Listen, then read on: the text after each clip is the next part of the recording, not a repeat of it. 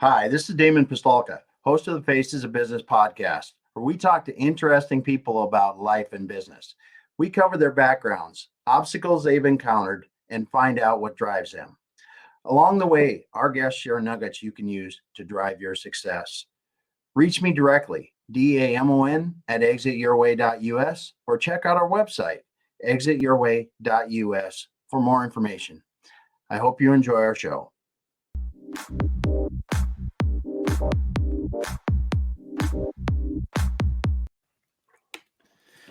All right, everyone, welcome once again to the Faces of Business.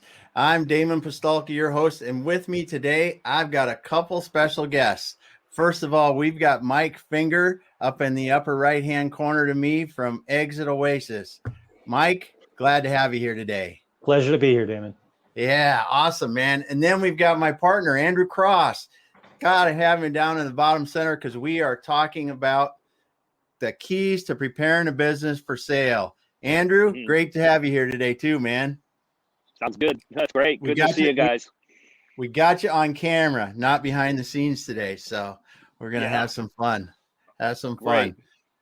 All right. So I thought what we could start out with is Mike, I think you've got three simple questions or statements that you like to work around when you're helping clients prepare their business for sale.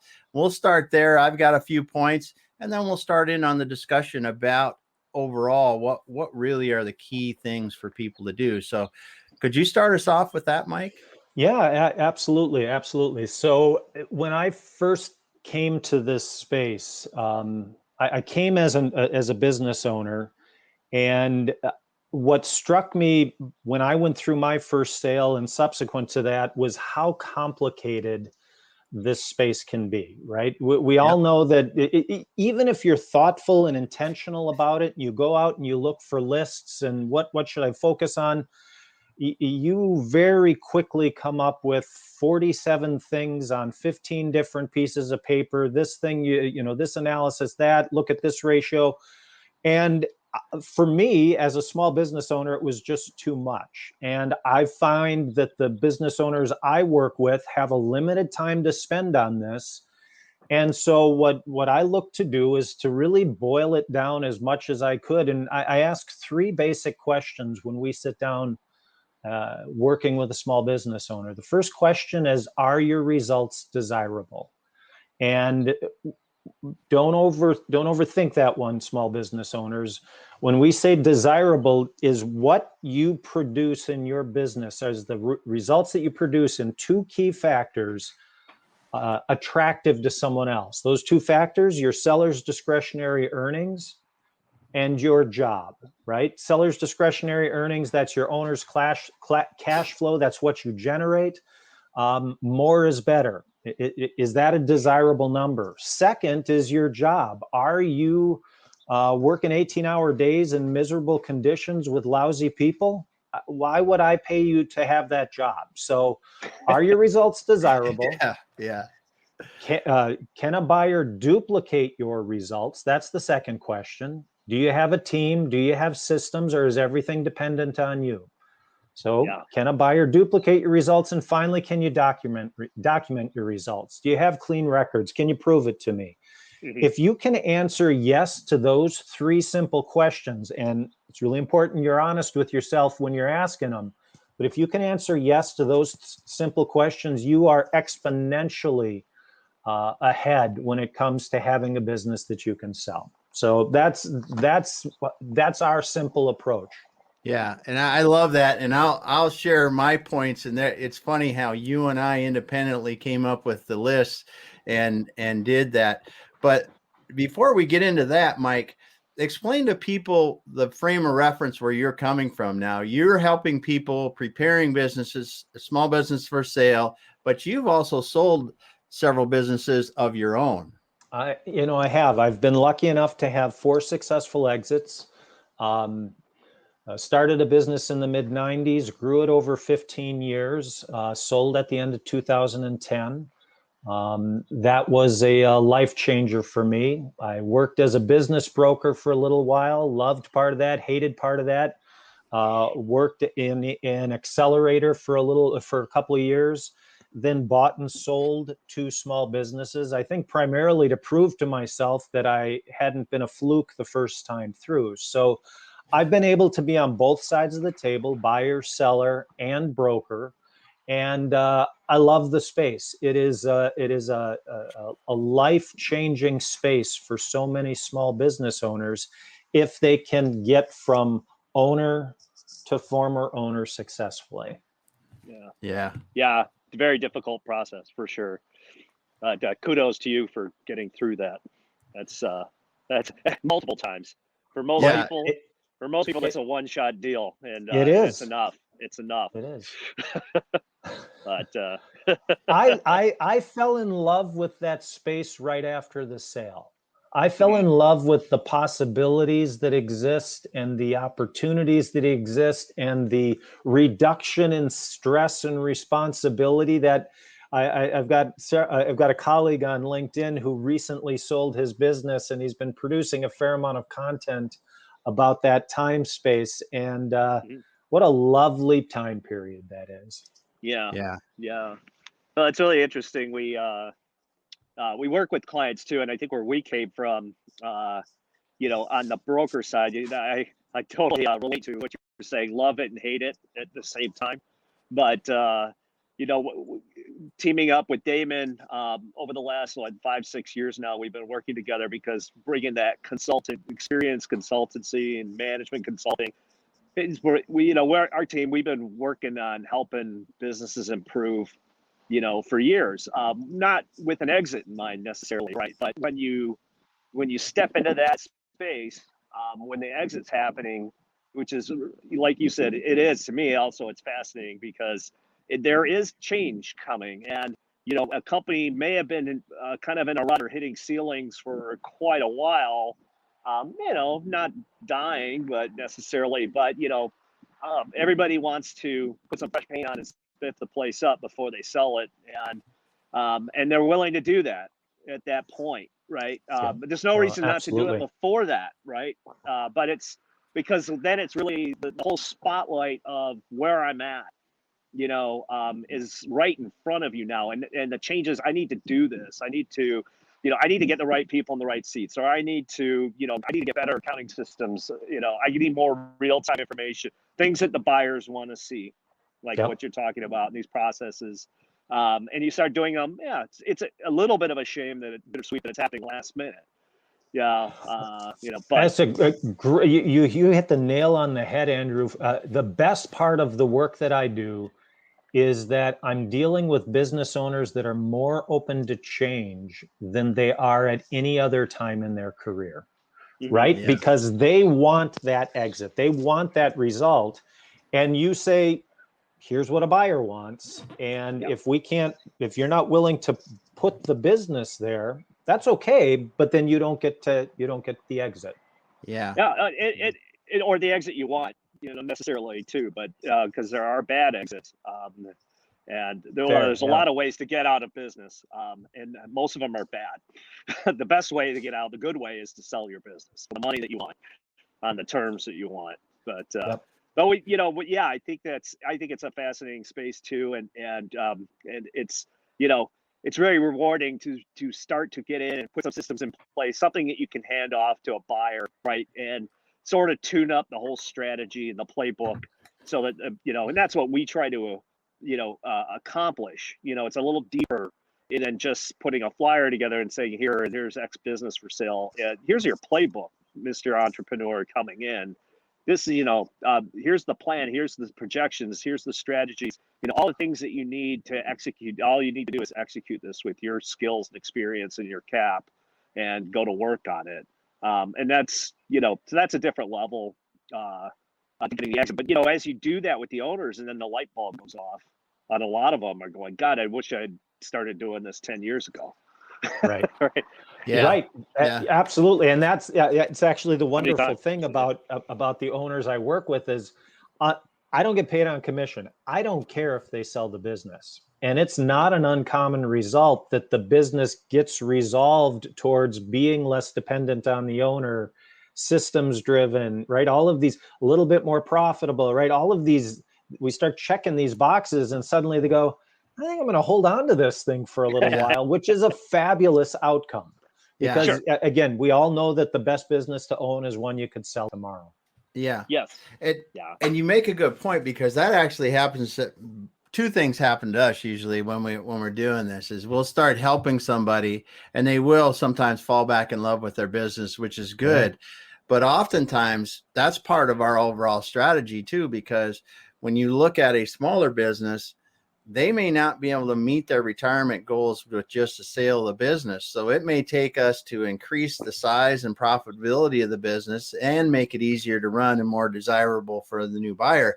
But then they may have to run it for a period of years and continue to grow it at a little slower rate or whatever, or we continue consulting with them. You know, we just had a client that called us this year that we worked with them 4 years ago. And that was the plan from the beginning. And we had a really definite amount of money they needed. We got them up to the point we said, okay. And they had a definite exit timeline. They said, I want to do it when I'm a certain age. And okay, cool. And then honestly, it was very nice because they called it up and said, yeah, we've been growing. We're a little bit bigger than, it was like 20% bigger than when we talked to them. And yeah, I'm ready to go now. Yeah. And it's like, that's cool because you go back in and I know that they've got good people in place and they've got good processes. So it's really nice. Absolutely. Yeah. Yeah. Can you guys hear me okay? Yes, can. Mm-hmm. Yes, it can. I didn't know if I cut out there, but now there's, that's a very good example too, because really what this does is if you've been through a bad lack of control. Yeah. That's really the owners, turning it over to brokers. You have other people coming in. They've got auditors looking up their skirt. They've got, they have to go clean up house. They have to remove bad employees, all this stuff they have to do. And then they realize, by the time this is all done and this process takes 7 or 8 months, they're just sick of it. And they've lost complete control over this. And that's what, if you have a company like that you're answering the questions that you're talking about with the processes and the people that can run itself, then you're in control of your exit, knowing your value and what you're working towards as well. So, that's at the end of the day, I think that makes it a whole lot easier for the sellers and, and makes them happier when it's all said and done. Yep. Yeah. So coming back again to what our control comes when you're going in a good direction. Yeah. Yeah. So coming back again to the keys to preparing a business for sale.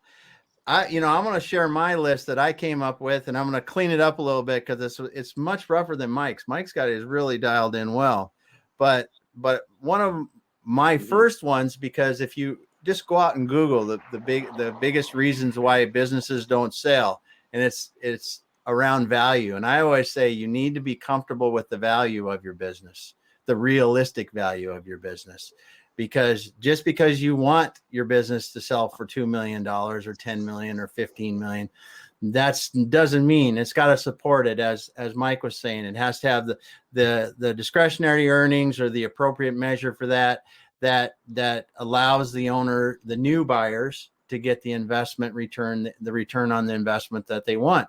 So you really have to get comfortable with that value. If you have to be comfortable with that. If you're not comfortable with it, you need to change it. It's not something, we have to do that if we sell a piece of real estate, right? Real estate's got a certain value, and people for some reason think businesses don't because they've got potential or they got this or that. But at the end of the day, it is about the profitability of a business. And that is the by and large, one of the biggest drivers of value in the vast majority of businesses. I don't care if you read about a unicorn company that sold for 100 times, earnings or something like that. That's a completely different scenario or a public company or, a famous company. I mean, there's so many variables, but the day in and day out business owner, it's a simple math. It's, can they make return on the investment? Go ahead, Andrew. Yeah, it's a difficult thing, I think, for an owner. But I like to say you need to know value. You need to know your value, and yes, and keep in mind it'll never be as much as you think. Yes. So at the end of the day, but there's ways to find out. It is a difficult thing to do because, like real estate is highly regulated. It puts the consumer in control to protect them, and there's no hidden information. You have all the information you need to make a big decision on real estate as an investment. You don't get that in business transactions. So you have to go out and work a little harder to understand your value. And just chatting with one of your buddies at the golf club who sold this company 4 years ago and got a 9 multiple that he's bragging about doesn't make your company worth a 9 multiple. And, right. those are the kind of things, because I come up and they got an idea, and you can't go into that with, into a transaction with a price in your head or a number in your head, because you'll end up chasing the rabbit. But I think the better way to do it is to find out what you need and get the number you want out of it and start building a company to that level and be disciplined about it. Treat it like an investment. Now you guys are both way overcomplicating this. Let me flash back. There we go to the Mike who owned his business for the first 10 years. That Mike knew his business was worth 2 times revenue. That's what I read in an article one day. So that's what my business was worth. So I focused on growing revenue. I got it up to 5 million. I thought, listen, if I get even 1 times revenue, that's enough. That's enough runway for me to do what I want to do next. And I can put myself right now at my desk, hanging up the phone from the 3rd broker who said, I can't sell it. It's not worth anything. 2 owner dependent, not enough cash flow.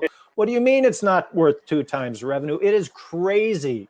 It's crazy how we draw conclusions on this huge transaction from the dumbest things, like the guy at the golf course who said he got 9 times earnings. I love it, Mike. It's I love crazy. it, Mike. I've got a buddy who owns a little craft distillery, tequila business that he markets and sells. I don't know what he's doing, how much money, but when George Clooney sold his tequila company, was in the news for I don't know, $1 billion or something. He was giving me a call saying, I think I can get that. Hey, you ain't George Clooney. Yeah. Oh man. Yeah. But we laugh, but it's incredibly painful. It is, and it's it terribly was painful. For me. It's terribly painful too. And when you look at it, the thing that is what I think is a disservice that the overall investment banking business brokerage or whatever you want to call it is, there is leeway in valuation. There is, because part of it is risk and and some other things in market. And obviously I'm not a valuation expert, but there is. So people take that too liberally to get a listing to sell a business, perfectly knowing well that it's not going to sell for that amount of money. They're just hoping that, either they may hope to get lucky and someone be able to come with a sale that's too high, or they're fully intending on that they're going to have to come back and help the buyer rationalize a lower offer for that business, which I think that, on the flip side, what you were saying, yes, it's real easy to see the high publicized deals like you and Andrew both brought up, and it's very common. And that's why I think understanding the value and having a few different viewpoints on that going in, even if you can, sometimes we do in some of the bigger deals, we actually we'll float them out to some equity people that we know or some buyers that we know in the market, and we'll say, what is this value if it's good. So well, here's another thing, and I'll just put this up for any business owner out there. Go talk to your banker. Go talk to your SBA lender and say, hey, I want to sell my business. What do you they're the ones who are probably going to be financing it, so they're a factor in the decision too. It's not just the buyer. I mean, I don't know about you guys, but I haven't done 100% cash deals ever. People are going to come in and leverage capital to buy these businesses, and to get it all cash, it doesn't happen very often. But a banker's a great resource to really understand your value too, because they'll look at your debt ratios and and your cash flow and all that stuff, and it's very common sense at the end of the day as far as the numbers go. So Yeah. it's a great place for a business owner to go. Exactly where I try to focus with owners is we put on the buyer's hat and we say, okay, you want this for it. Here's the two things your buyer has to do after they buy your business. They still have to buy groceries and pay rent, and they got to pay the debt they incur to buy the business. Okay, so let's do that simple math. Here's what your business produces. Here's what you want for it. Yeah. You're telling me I got to bring 70 grand to the table each year to buy this business? How does that work? I mean, and again, I've been on the other side of the table as the seller where I'm like, why should I have to care about, I guess I should care about how somebody might actually buy this business if I want to sell it. Oh, I love the conversation because my number 2 is know your buyer and make the business attractive to them. Now, if you're going to try to put a buyer into that situation, it's not a very attractive business to them. It is not. And it's in that point also brings up your other point that you made that was so great on the fact, is it desirable? It can't be too dependent on you. That was another thing that I had.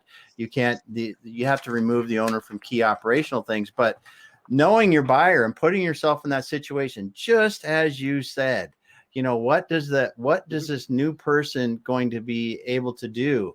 And how are they going to pay this money back? Because as you mentioned, most times the buyer is going to come in, they're going to have leverage that you didn't have as the owner now. Yep. They're going to have to take out that loan. Yeah. They're going to be paying that loan back. And then they're going to want to try to grow the business too. And yes, they're still going to want to return so they can eat and do whatever else they want with some money. So that is a big consideration. Yeah. You built equity in the company, but the other guy coming in is he's starting to climb the mountain. And he's got to get over that. And how long is that going to take? And what we call that is what you're talking about is the price sanity check.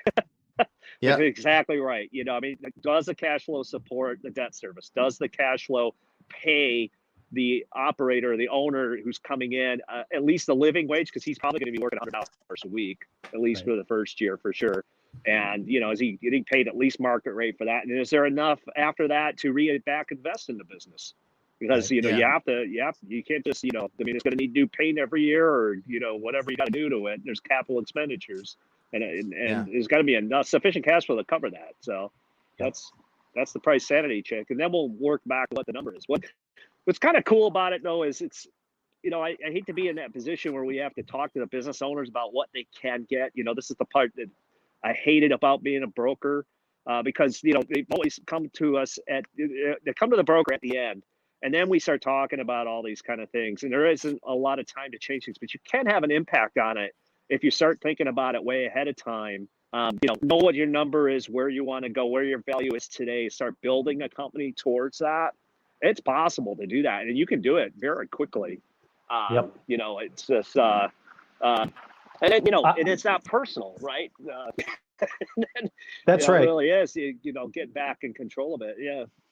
Or even if you can't get there, informed consent, right? Now I understand what my business is likely going to be worth. It's time to get that simple IRA going. It's time to do some other things so that I'm not 65 trying to get $300,000 for a business that's worth $100,000 because the wife wants to buy a $300,000 home in Florida when we retire. I had that conversation with the seller. I was a potential buyer. It's like, well, this is why it's got to be worth this much. I don't care about your Florida home. Yeah. Yeah. And that's a great point. Yeah. And the market doesn't care. Yeah, market doesn't care what you want for it. And time gives you options. 5 years ahead, and I know people go, 5 years ahead, but 5 years will allow you to double plus the value of your business if you work on it, and it won't kill you in the process, and you'll be able to enjoy that extra money throughout those years. And as you begin to make more money, you invest that money into other investments outside of your business, And then when it's time to sell, you not only did I have a business that's worth more money and I sell it for more at the end, I have those investments as well. And those have been accumulating for me all along. This is a time thing. And I know I don't want to sound like a financial advisor, but we use a lot of the same principles when you're looking at a business like this. And when it comes to bigger businesses, even like some of the businesses that we sell that are in the, in the $10+ million range, the owners coming in, even if they're equity groups that are coming in or other search fund buyers, they're still doing the same math. They're still, it's just the math that there's money beyond just if they bring a CEO in or whatever they do, there's money beyond that has to go towards the fund as return. It has to go back to the mothership for return after debt and do that. So it really doesn't, the price, whether it's a $250,000 bakery on the corner or a $25 million industrial bakery, it really doesn't matter. They still have to produce a return, and the valuation principles are similar. Obviously not the same, but similar. Yep. So that's cool. Now and you said make the results desirable. One of mine is remove the owner from key operational roles. Now that's often very difficult. Yep, that's the can my buyer duplicate my results, right? If the results walk out the door when the owner walks out the door, what am I buying? I got nothing of value here. So it's got to be about the team. It's got to be about the systems. And it's got to be about an owner who's willing to sacrifice a little bit of their ego so that the place actually runs without them. Yeah, well, absolutely. Well said. Yeah, well said. Yeah, it's a value driver, I think, too. I mean, what you have to really understand is, if you can come in here, we'll ask them straight up. Just if you were doing a business valuation, one of the first questions we talk about is, where is your key employees? What are the processes? Do you have your processes written down? Yes or no? Yes. Can you leave the company for 2 weeks, and go on a vacation and not have to call? If you can answer yes to those kind of questions, then your company is going to jump, in another multiple in value. Yep. Because you got the right people running it. I mean, just on that alone, we'll add a zero. And again, I think that's very true. Here's where one of the places where I want to call out to the real small business owners out there. It's not just about a multiple of value. If you can't do that in your small business, you can't sell your small business. Right? I mean, if you're middle market, okay, I can get 12 million instead of 10 million. If you're a small business owner, you will not sell the business if it's dependent on you. I mean, it's just game over. It's not. Absolutely. And again, that's the problem in this space, is that what you said is truth, Andrew, but it's not truth for everybody. Yep. And that is a horrific reality that small business owners have to understand, because the majority of the content that's out there is for the middle market. It's for that space where that flow is. And again, you're speaking absolute truth to people who need to hear that, but there's a different audience out there that should completely ignore what you just said. And there's an audience out there that should ignore what I'm saying, because what you said applies to them. And that's a reality of this that we as business owners don't always recognize. Yeah, that's a great point. Yeah, I think you're absolutely right. It's a zero-sum game, I think, for the smaller business owner. It's not you're going to take a haircut on the sale. There's going to be no sale in some of these factors. That's the difference. Yeah, absolutely. Good point. Yeah, no doubt. Well, there's one that I'm going to bring up that I don't know that it's in your list, Mike, and maybe it is because of the size of business we work on. It's but diversifying your revenue. That's one of the things that we've run into the past couple of years, that even on nice sized businesses, that are approaching $10 million in revenue and very profitable, diversifying revenue is something that scares buyers away. Concentrated revenue is something that scares buyers away at even larger. I mean, we've had even larger business where it scared people. So what do you think on the scale of that? If I've got one client that's generating 90% of my revenue, is that in a small business? Is that going to deter from the overall sale? Well, it's certainly a cautionary element for a buyer, right? Again, if we're at the yes stage on those questions, if a buyer can duplicate my results, it's still a risk if those results are dependent on one customer, right? There's just no way around that. Does it keep a sale from happening? I don't know, maybe, right? But maybe not. If I can prove to you that I've got this contract with a 50% client that goes for the next 3 years, maybe they're going to give you a shot to see if you can pull it off. But it's absolutely in the head of potential buyers, no question. Yeah. So what are your thoughts and there, the lenders Andrew? too? Yeah, the lenders. Absolutely. And the lenders too. Great point. One of the first things they want to look at, too. So, well, I think, like I said, I think it's not impossible to get a deal done or to get an exit done. But, if you're tied to one customer, it's a risk. It's a big risk for everybody involved. And certainly, I think even beyond that too, if you can add a few different revenue streams or a couple new customers, and it doesn't even have to be for a long period of time. If you can get that level down a little bit, you're going to increase your value. You are going to exit for more. So it's a plus. So, and it can be done. All these things can be done in a pretty quick, if you start thinking about it. That's right. Yeah. But, if you're chugging along at your business with your one client, this is very common in small businesses because, hey, that one client I've had, is enough for me. It's not enough for a buyer. That's the difference. A buyer who's going to be taking on a loan and has to make that debt service, like you said, and has to pay himself. That's not enough for them. So you just got to think about that and think about your customer, who is now not the person you're selling your services or products to. It's the new customer, is the person who's buying your business. Yeah, absolutely. And it's the cruelty of this topic, right? There's nobody that advocates for this. The client's gonna come through my door and complain about service. The employee's gonna come through my door and talk about benefits. Nobody's gonna come through the door and say, "Hey, Damon, you want to get out of here in 5 years? You've got to start," right? I mean, there's no advocate for this other than the owner themselves. Yeah, I think Andrew died on us there, but he'll come back when he's ready. You're right, and I think that the owners, they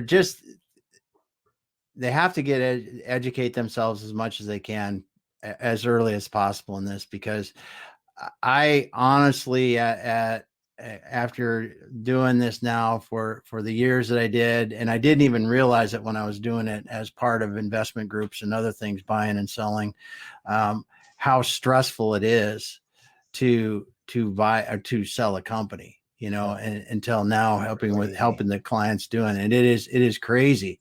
And it really is something that the more you can be prepared, the more you can be educated, I think the better off you will be, as most things in life. But absolutely, Damon, that's such an important point. I can still remember that time period where I was spending 8 hours a day running my business as if I was going to own it forever. And then another 8 hours pulling together everything I needed to get, to answer the buyer's questions and talk to the broker and figure out finance. It's crazy making. Yeah. You ran out of juice, didn't you? I totally ran out of juice. Yeah.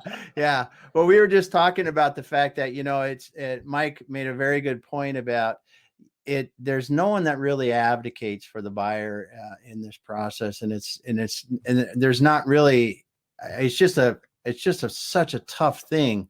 And then I mentioned about how important it is to really get educated early and be prepared. And Mike mentioned about the fact that he was running his business for 8 hours a day, and then he spent 8 hours at night trying to get the stuff for the buyers that they wanted, their information and everything else ready to go, and how that just adds to that overall stress factor when they're doing that.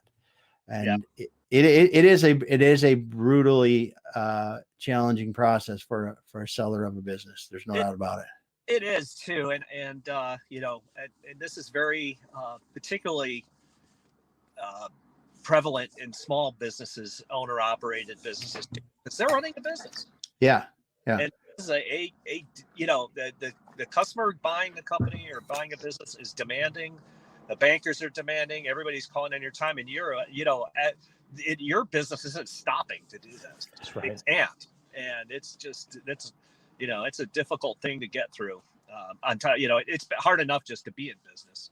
Absolutely. But then if you're lucky enough, if things line up, then you get through that storm and the clouds part and this beautiful rainbow comes. I just love that time period after the sale. That deposit into your what account. A wonderful thing. I kid you not, it was a miracle in my life. I was scheduling in my heart attack. I didn't like the business that I was in anymore. I was unhappy, but we held it together long enough to make that exit. And it was it was a do-over. It was just a marvelous do-over. I am a huge advocate and cheerleader for business owners to think about this, because it can be a beautiful thing. Yeah, it sure can.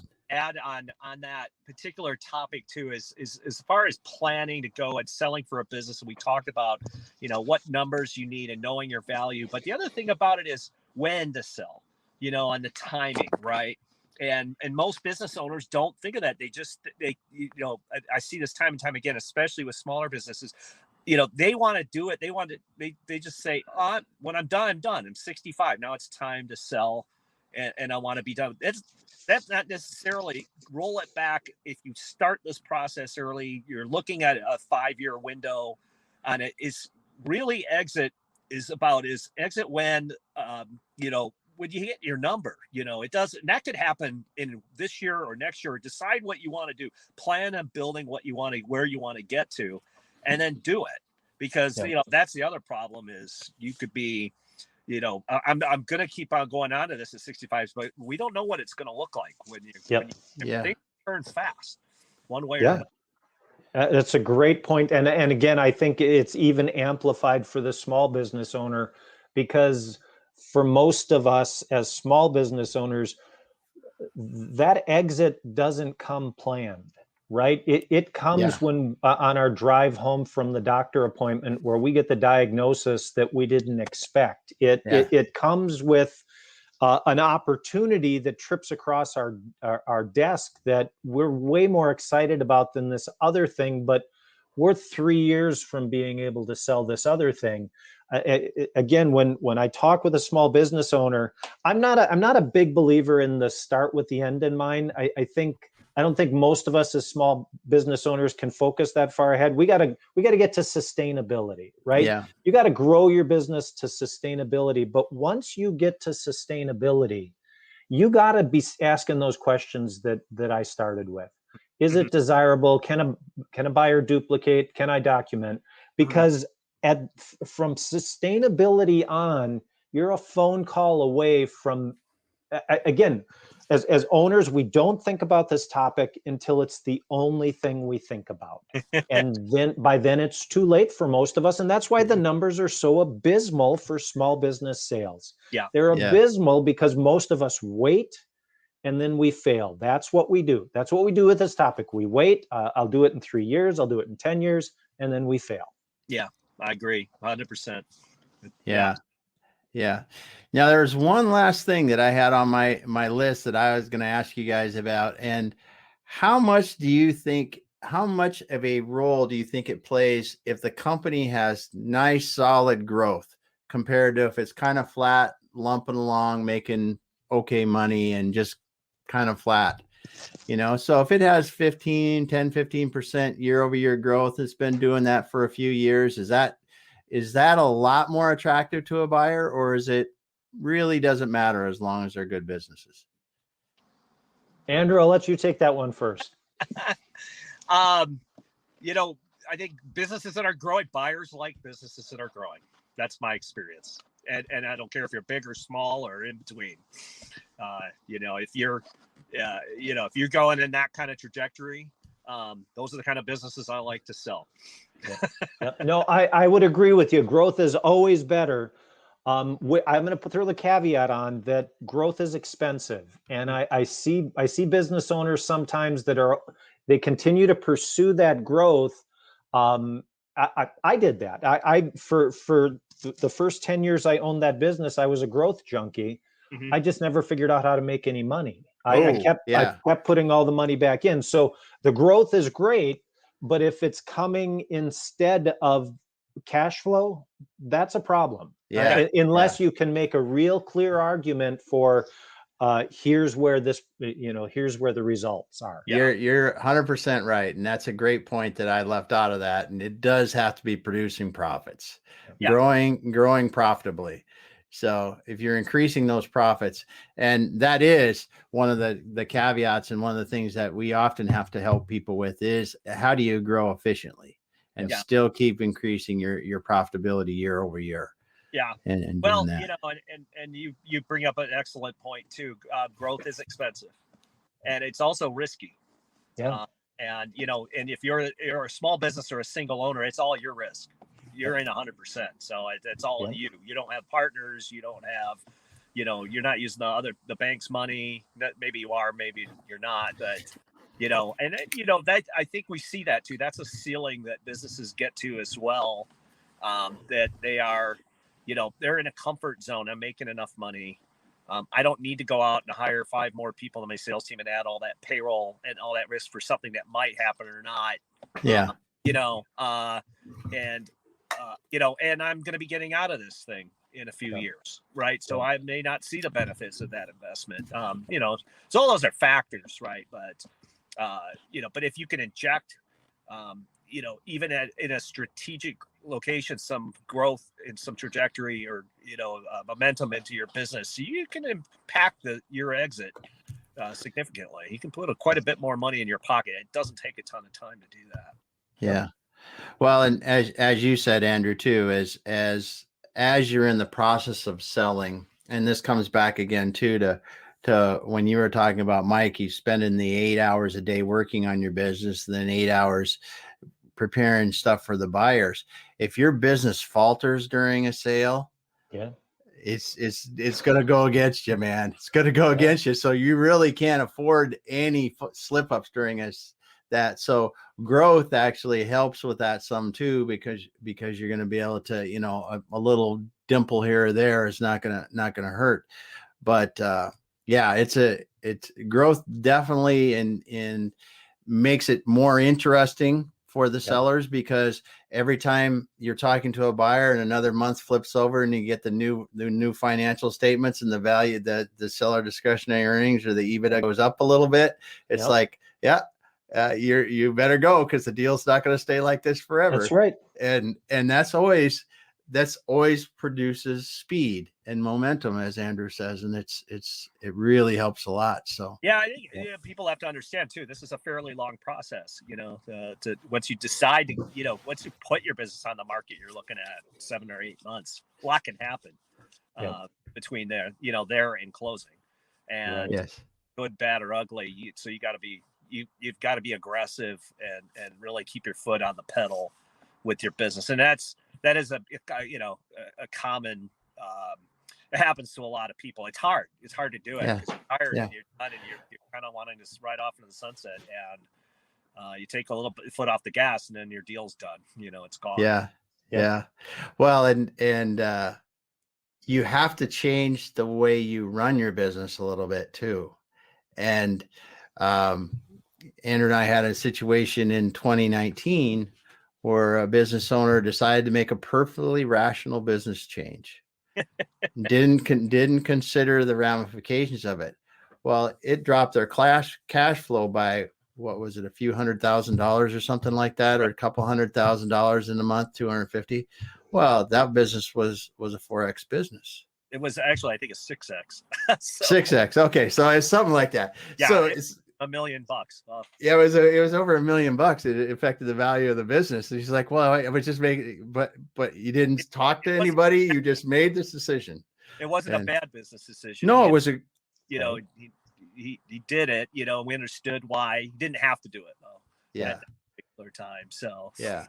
Yeah. So we talk about red zone thinking, it's like, football team, you play a lot different inside the 20, and we have to help our clients think about that. It's, you don't bring on a ton of new debt unless you need it with new equipment and new trucks or whatever you're doing. And there's just a lot of things that you go, hey, if it's good, we kind of want to hold during this time if we can. Yep. And keep it smooth. Red zone. Great advice. Great advice. Yeah. Exactly. Good stuff. Well, you know what? We could talk about this a long time, but I want to just summarize again, because Mike said it way better than I think that we did, but he brought up great points. If you want to prepare your business for sale, Mike Finger boils it down into 3 simple questions.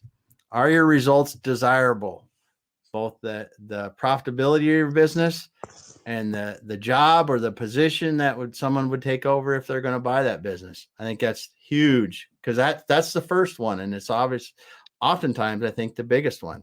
Yep. But then can the buyer duplicate the results? And that has a lot of ramifications around risk and, owner involvement in the business and other things like that. I think that's a great question, Mike. And then can you document the results? And it's financials and good record keeping and other things like that. And the thing that I was thinking about after you said that is that only gets worse the bigger the business gets too. And we've had some very long discussions with auditors and quality of earnings audits and some really detailed financial things on larger companies where you can run a business out of a checkbook. It Yep. works just fine while you're doing it. But when you can't reconcile at the end, back to a customer paid me $10 for this item and the $10 went into the bank here, Yep. you're going to have a hell of a time selling a business, no matter how big it is. Yep. The records are important. Yeah. So awesome stuff, guys. I'm Great. so happy that we get you guys together and let you talk about this. And I hope that people listening here on LinkedIn got some good benefit from it. Business owners, if you have any questions, Mike, if people want to talk to you about this, what's the best way to get a hold of you? You can reach me. I'm active on LinkedIn, or you can just go through the contact us at the website, exitoasis.com. Awesome. Great. Well, thanks so much. And if people want to talk to me, obviously this is on my profile, and Andrew or we can get a hold of us that way on LinkedIn. And we'll be back again next week with some more on the Faces of Business on Tuesday. And if you're listening and you're going to be around tomorrow, don't forget we have the Manufacturing E-commerce Success Series every Friday at 10:30. And tomorrow we have an e-commerce client of ours that's working tomorrow.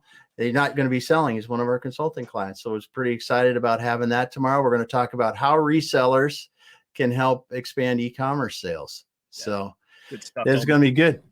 All right. Well, thanks everyone for being here. Thank you once again, Mike. Thanks, Andrew. Awesome.